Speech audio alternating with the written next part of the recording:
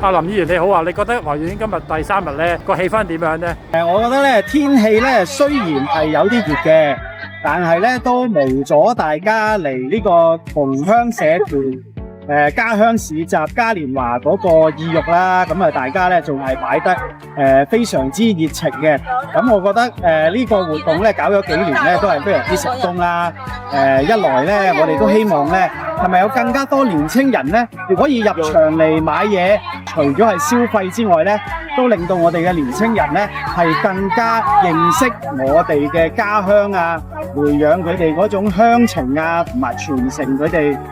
家鄉嗰種獨特嘅文化啦。將來啊呢個同鄉社團嘅家鄉市集嘉年華能唔能夠成為一個香港每年一年一度嘅盛事呢？成為咗一個品牌呢？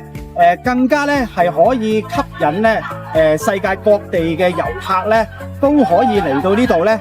一次過就可以了解晒我哋中國咁多個地方啊、省份啊佢嘅特產咧，咁啊結合埋旅遊咧就更加好啦。